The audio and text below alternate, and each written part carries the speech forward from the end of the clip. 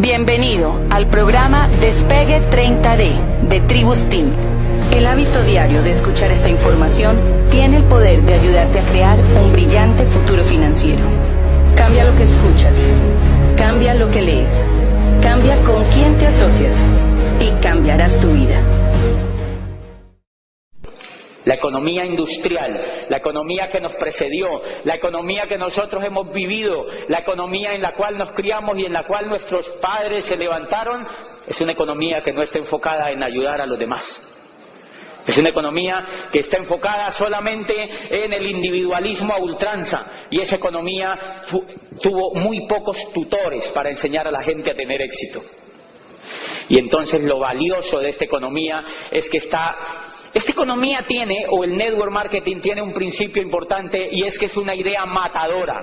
¿Por qué es una idea matadora? Dentro de muchísimas cosas que los economistas, los más versados en esto, han analizado, es que una de las cosas que hace es que conecta con la parte del ser humano que está enfocada en ayudar a otros. Paradójicamente, o contrario a lo que uno cree, los seres humanos no estamos hechos para atacarnos unos a otros. En el fondo, los seres humanos lo que nos gusta es ayudarnos unos a otros. En el fondo, lo que los seres humanos nos gusta es vivir en familia, vivir juntos, prosperar juntos, crecer juntos. En el fondo, lo que a los seres humanos nos gusta es ayudarnos. La economía industrial no lo logró y se acabó. Desde 1959 empezó a achurruscarse. Empezó a decaer la economía industrial y nació la tercera economía, que es la economía de la información, la civilización de la información. Nosotros hacemos parte de la tercera civilización, de la civilización de la información. El negocio que tú tienes en las manos, por eso es incomprendido, por eso la mayoría de la gente no entra. Por eso la mayoría de la gente no lo lee de manera tan rápida, porque la mayoría de la gente está programada para vivir en la segunda civilización. Como la segunda civilización tardó tan poco, duró menos de 300 años. No duró 300 años. La primera civilización duró 10.000 años. 10.000 años, señores.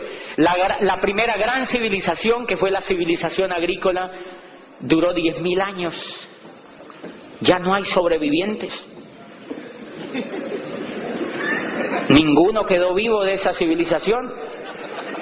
10.000 años duró y nació hacia finales del siglo XVIII la segunda gran civilización, gracias al auge de la filosofía, gracias al auge de todo el conocimiento que la Europa medieval extrajo de los griegos, gracias a la ruptura que hubo con el Renacimiento italiano, gracias a toda la importación de ideas que esa Italia renacentista del siglo XVI traía a través de la escuela de Toledo con Alfonso X el sabio, cuando organizan una escuela de 40 sabios para traducir a los griegos que no se habían leído en Europa. Europa estaba oscura y no habían leído a Aristóteles. Europa no había leído a Sócrates a través de Platón. Europa no había visto la luz del pensamiento libre, y entonces lo importan a través de Toledo, lo importan a través de España, van y traen ese conocimiento y se lo apropian en Italia básicamente, y ahí nace lo que llamamos el Renacimiento italiano, y aparecen los grandes pensadores, aparece Maquiavelo, aparece Miguel Ángel Buonarroti en la pintura, aparecen los grandes escultores como Tiziano, como Botticelli, como aparecen los más ilustres en el Renacimiento, y aparece la filosofía moderna, y entonces Descartes crea la duda metódica, y dice Galileo: la Tierra no es el centro del universo. ¿Se acuerdan? Miles de años la humanidad había creído que la Tierra era el centro del universo. Y un profesor de la Universidad de Pisa, que se llama Galileo Galilei, un hombre de una avanzada edad, encuentra el telescopio que un holandés llamado Hans Lippershey había inventado y lo perfecciona. y lo usa para ver las estrellas. Y dice, ¡wow! Aristóteles está equivocado. Ptolomeo está equivocado. Habían educado a la gente miles de años informándole que la Tierra era el centro del universo. Y dice Galileo, no, la Tierra no es el centro del universo. ¿Qué creen que pensaba esa cultura en ese momento con esa idea? Que estaba loco, revolución total. Galileo fue expulsado inmediatamente de la Universidad de Pisa como profesor de matemática, porque nadie podía soportar que Galileo contradijera las ideas del maestro griego. Y lo botan de la Universidad de Pisa.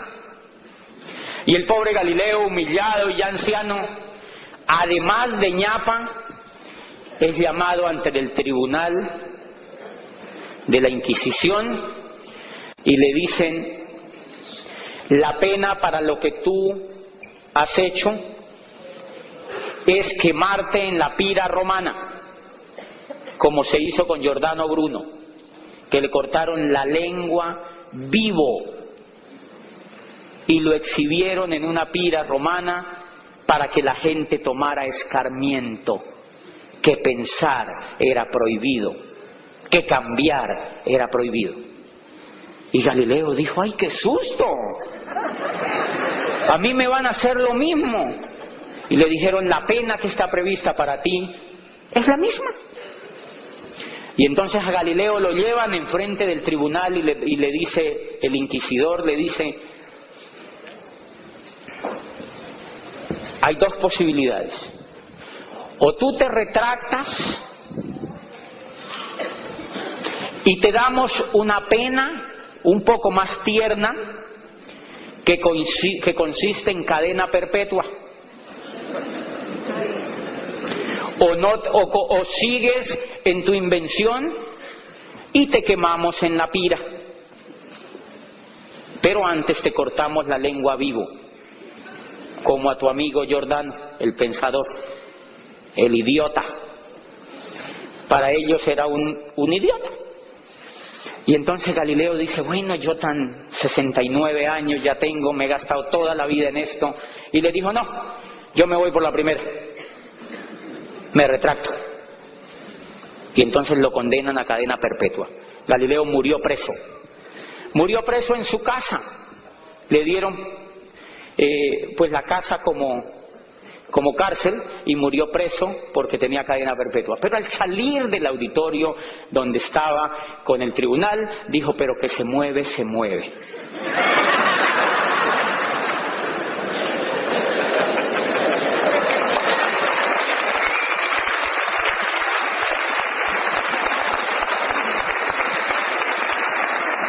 Galileo estaba sentando las bases de la astronomía moderna.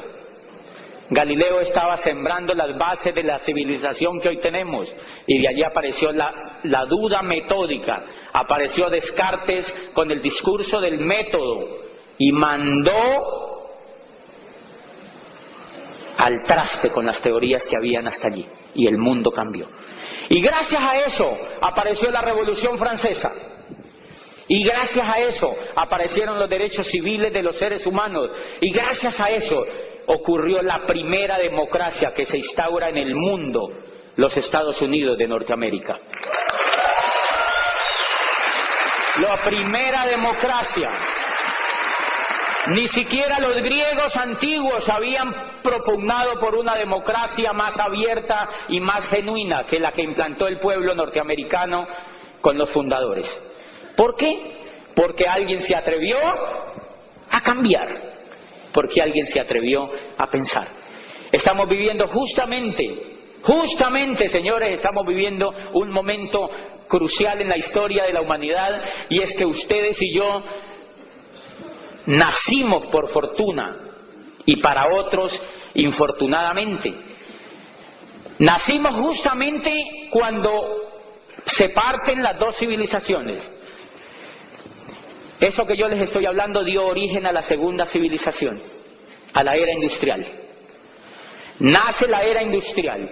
Y empiezan a ver fábricas y empieza a ver el empleo como un modelo de donde se sustrae la economía de las personas y el modelo industrial. ¿Y quién exporta ese modelo? Los Estados Unidos de Norteamérica. Los Estados Unidos de Norteamérica traen las ideas de la libertad y con las ideas de la libertad funda lo que se llamó la era industrial y lo exporta al mundo. Pero esa era duró menos de 300 años. Frente a 10.000 que había durado la era de la primera civilización. ¿Mucho o poquito? Muy poquito. ¿Por qué no duró? Uno de los factores que se cree por los cuales no duró es porque atacaba los principios con los cuales los seres humanos estamos ansiosos de vivir, y era lo que les mencionaba en la primera parte. Los seres humanos queremos vivir juntos, los seres humanos queremos vivir en solidaridad, los seres humanos no queremos atacarnos, queremos vivir siempre ayudándonos unos a otros, contrario a lo que mucha gente cree. No hay cultura realmente que se ataquen entre sí. Lo que pasa es que el modelo económico de la era industrial no fue tan inteligente para los seres humanos y nacemos a la tercera civilización. Alvin Toffler, estaba leyendo alguna de las obras de Alvin Toffler que se llama La creación de la tercera civilización, y la tercera civilización es la civilización de la información. Ya no es importante la tierra, ya no es importante el capital, ya no es importante las máquinas. Ya no es importante el dinero que la persona tenga. Ahora lo que es importante es lo que la persona sabe. Lo que es importante es la información que esa persona tiene. Ahora lo que es importante es el talento de las personas, los seres humanos. Y hay una cosa monstruosamente importante en este concepto. ¿Saben cuál es? Que las dos civilizaciones anteriores creían que los recursos eran agotables, escasos y limitados. Entonces a los economistas los formaron diciéndole que ellos eran las personas que se encargaban de medir una economía agotable, los administradores de los recursos escasos. Hay un amigo que estudia economía en este momento y yo le digo, hello. La economía como se concibió es una economía para estudiar una era que ya no existe. Miren lo grave. La era que estamos viviendo, la era que se está empotrando en el mundo, una era que está avanzando a pasos agigantados y que no empezó ahora, empezó en la década del 50. Lo que pasa es que nos dimos cuenta ahora nomás. Pero viene desde la época del 50 creciendo. Y esa era, una de las características es que el principal recurso ya no es la tierra ni es el capital, sino la información, el conocimiento. ¿Y saben qué? El conocimiento es inagotable. Inagotable, señores, el conocimiento es inagotable. O sea, que el economista que está formado para medir esa era ya es obsoleto en la tercera era. Por eso ustedes no han notado que los muchachos salen allá y dicen, yo era rector de una universidad y graduábamos estudiantes y estudiantes y estudiantes y les entregábamos el título. Yo les entregaba el título y les daba una palmada y yo les decía, vayan a ver qué consiguen. Los muchachos salen allá a la calle y vienen después y le dicen al papá, papi, ¿no hay nada? Y el papá, que tampoco está informado, le dice, siga buscando. Qué pena. Y ayer me encontré un muchacho que yo auspicié en Cali. Lo iba a auspiciar. Le conté este negocio en Cali. Y yo lo llevaba a reuniones y lo llevaba a reuniones y lo llevaba a reuniones y le daba manivela. A ver si veía el negocio. No lo vio. Y decía que sí, estaba emocionado, iba, pero yo lo veía en la carota que como que él sentía, que como que él piensa que me va a hacer un favor. Es raro, hay gente que cree eso. ¿Les ha pasado también aquí lo mismo? A uno le provoca asesinarlos. Uno les ve en la cara que como que ellos creen que le están haciendo un favor a uno. Y entonces, bueno, él le iba y dar y no entraba. Yo me conseguí otro, apliqué la ley en este negocio. Búsquese otro. Y me conseguí otro. Me olvidé, me lo encontré anoche aquí en la Florida. Tuvo que venirse a los Estados Unidos para que lo metieran a Amway. Se vino a los Estados Unidos y claro, está feliz. Dijo, ya entendí. Yo dije, interesante. Qué bonito que haya entendido. ¿Qué pasa? Bueno, primera cosa, estamos cambiando. Tenemos una época de cambios. Los cambios que se están dando en la economía, tú y yo no los podemos decidir. No están en manos tuyas ni mías lo que pasa. ¿Por qué? Porque toda la humanidad se basa en tendencias. Siempre las tendencias son las que marcan el paso de la economía. ¿Están de acuerdo? Son las tendencias, son tendencias. El mundo vive con tendencias y esto no es de ahora. Toda la historia de la humanidad, las civilizaciones han vivido en tendencias y momentos.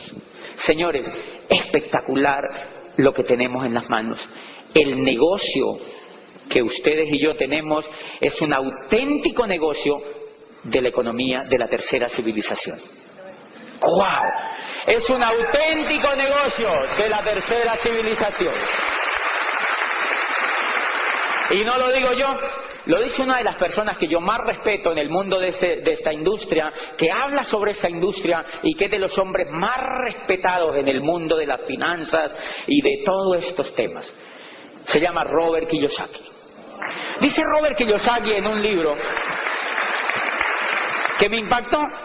Cuando yo leí eso, dice, el mundo ya ha asimilado la idea de que terminó la era industrial y que entramos oficialmente a la era de la información. Dice, los negocios como General Motors y Ford Motor Company pertenecieron a la era industrial. Dice, las franquicias como McDonald's fueron la frontera entre la era industrial y la era de la información. Dice, pero el network marketing, los mercados en redes son un genuino negocio de la era de la información porque operan sin empleados, sin terrenos ni fábricas, sino con información. Y cuando yo vi eso, yo dije, para mí era como estar descubriendo una mina de oro. Estaba descubriendo una mina de oro porque estaba recibiendo información importante. Y después voy a un libro que se llama Los Nuevos Profesionales, el surgimiento del network marketing como la próxima profesión de relevancia. Escribe un profesor de Harvard, es un doctor de Harvard que se llama Charles King y actualmente es catedrático de mercados en la Universidad de Illinois de Chicago. Es titular de la cátedra de mercados y dice, el network marketing surge hoy como el método de distribución más poderoso y el modelo de empresa más atractivo en la nueva economía. ¡Wow! Y voy leyendo yo eso. Y entonces yo me preguntaba cuando era rector de esa universidad, oye, ¿y entonces qué? Un profesor se acerca y me dice, yo le digo, ¿conoce este libro? Y me dice, no. Yo digo, de razón. ¿No ha leído este libro? No, yo ya me lo había leído. Y entonces yo me pregunté, ¿qué tipo de empresas le están enseñando a montar a los jóvenes? ¿Qué tipo de empresas le están enseñando a montar a los muchachos? Empresas de la segunda ola. Empresas casi todas de la segunda civilización.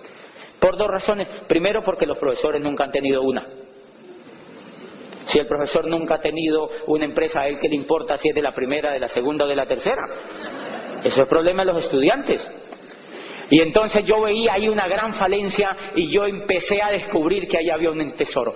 Una de las características importantes de este negocio es esa. Primero, que está enfocada, ubicada en la tercera civilización, que es un modelo de negocio como una idea matadora. ¿Qué es una idea matadora? Una idea matadora es una idea que es tan y tan fundamentada en la cultura, en lo humano y en lo económico, que es difícil de rebatir.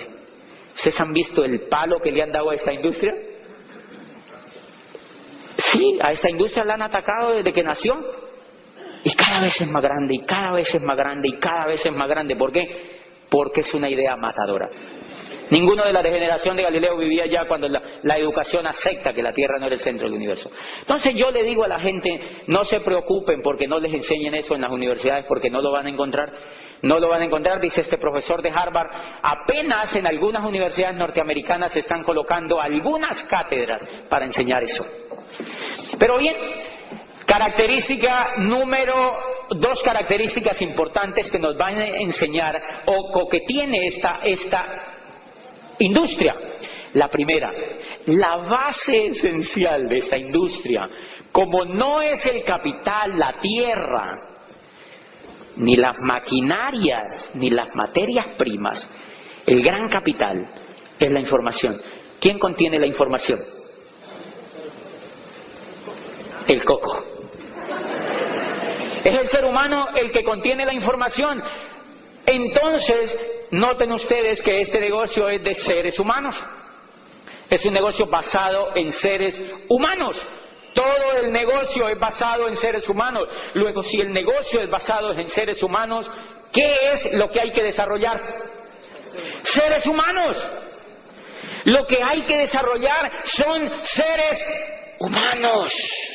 Y entonces dedico mi precioso tiempo a desarrollar seres humanos. Ese es el negocio que nosotros tenemos. Un negocio donde tú te desarrollas y desarrollas a otros como seres humanos. Es impresionante. Eso cambia radicalmente el concepto de lo que yo había venido trabajando y de lo que yo pensaba antes sobre cualquier actividad económica. Entonces, si tú te enfocas a desarrollar seres humanos, vas a usar la mayoría del tiempo, señores, la gente lo pierde en cosas que no son enfocadas en lo más importante. Lo más importante en este negocio no son los productos, son los seres humanos. Lo más importante en este negocio son los seres humanos. Un ser humano se puede bañar en LOC, se puede comer el betacaroteno que quiera, pero se raja en este negocio si no tiene un sueño. Pero se raja si no tiene un sueño. Pero se raja si no sabe para dónde va. Pero se raja si no entiende la magnitud del negocio que nosotros tenemos. Si no entiende la magnitud del negocio que nosotros tenemos. Cuando yo auspicio entonces a un ser humano en ese negocio, ¿cómo es tu nombre? Héctor. Lo primero que yo me percato, ¿de dónde eres, Héctor? Dominicano. Yo creo que me iba a decir de Cuba. Bueno, dominicano. Héctor es de República Dominicana, y entonces si yo lo auspicio, lo primero que yo hago con él es hacer que él encuentre sentido de lo que va a hacer. Eso es clave, que él le encuentre sentido a lo que va a hacer. ¿Saben cómo se llama eso en psicología? En psicología, la psicología humanista, la psicología que yo más aprecio de toda la psicología y lo que me parece que es el mayor desarrollo de la psicología, tiene un gran representante que se llama Víctor Frank. ¿Se acuerdan de Víctor Frank? Que escribe una obra que se llama El hombre en busca de sentido. Y rebate todas las teorías que él había leído antes y dice, no, el ser humano cuando encuentra sentido a lo que hace y sentido a la vida, el ser humano es capaz de hacer lo que sea para no morirse. Es capaz de hacer lo que sea, y él lo demuestra porque él viene de los campos de concentración y le tocaba comer raíces y cambiar cigarrillos por sopa. Él iba y hurtaba por allá cigarrillos y le decía, te lo cambio por una sopa. Y los demás se fumaban el cigarrillo para morirse más rápido. Y él se comía su sopa porque tenía un sueño, y era ir después de allí a encontrarse con su familia y escribir un libro y contar la tenebrosa historia que había vivido. Cuando yo auspicio a Héctor, me aseguro de que Héctor le encuentre sentido a lo que hace. Miren, cuando un ser humano le encuentra sentido a lo que hace, ¿han notado que la cara se le ilumina? La esperanza aflora y entonces el ser humano empieza a ser feliz. Señores, la enfermedad de la era industrial, la grave enfermedad en general de la era industrial es que la mayoría de la gente trabaja sin sentido. sin sentido. ¿Tú por qué trabajas? Ay, yo ni sé. No, pues para vivir. Porque ¿cómo pago el arriendo? ¿Cómo? Porque tengo deuda, dice la gente. ¿Ah, sí? ¿Y para eso vives? Increíble. Sin sentido. Y entonces esa gente, pues normalmente tú no la ves así alegre, sino un poco carecaballo. O sea, así como seriota, ¿no? ¿Por qué? Porque le falta sentido. Les quiero contar que yo llevaba 8 años, ahora en la historia se van a dar cuenta, 8 años trabajando en una universidad. Yo no sabía para dónde iba. Pero como tenía tantas deudas, yo no me podía salir de allí. Y entonces, la vida empezó a carecer de sentido. Cuando yo encuentro este negocio y vi lo que yo podía construir, volvió el sentido a mi vida y la cara se me iluminó. Y la secretaria me decía, doctor, ¿usted por qué está tan contento? Y yo le decía, ay, yo ni sé. Yo sí sabía para dónde iba en la vida. A partir de que yo encontré este negocio me di cuenta para dónde iba en la vida. Primero, si yo encuentro a Héctor, entonces le ayudo a que él encuentre un sentido. El primer sentido que yo le ayudo a descubrir a una persona en mi grupo es que él entienda que va a construir una organización. ¡Guau! ¿Ustedes saben lo que eso significa? Va a construir una organización. Y la va a construir con conocimiento. No con el dinero de él. No con maquinaria de él y con préstamos en bancos. No, la va a construir con conocimiento, que le da un equipo y con su capacidad que él la tiene por dentro. No necesita más. Y entonces le enseño y le muestro que lo que él va a construir es una organización. Porque si yo no le muestro eso, él se me puede dedicar solamente a vender productos.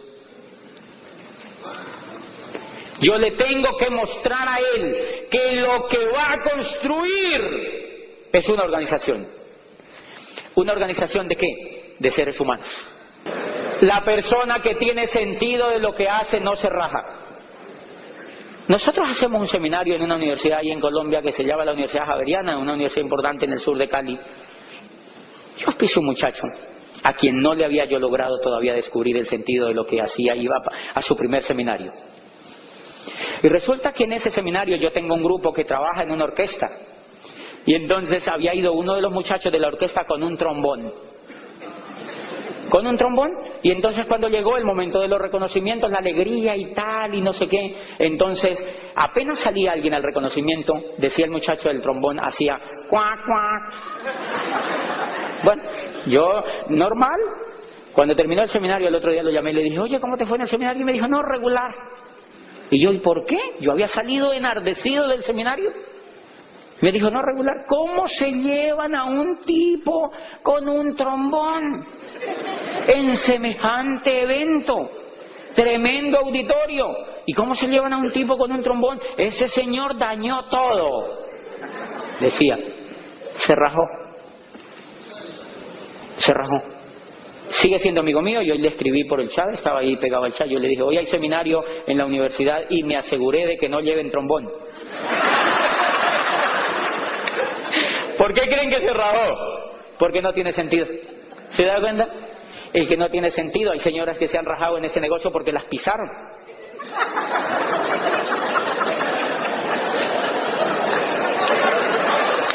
Las pisan. Y entonces las llaman. No se puede decir aquí pisar. ¿No ve? Así las pisan, alguien las pisa, ¿no ve? Las pisan.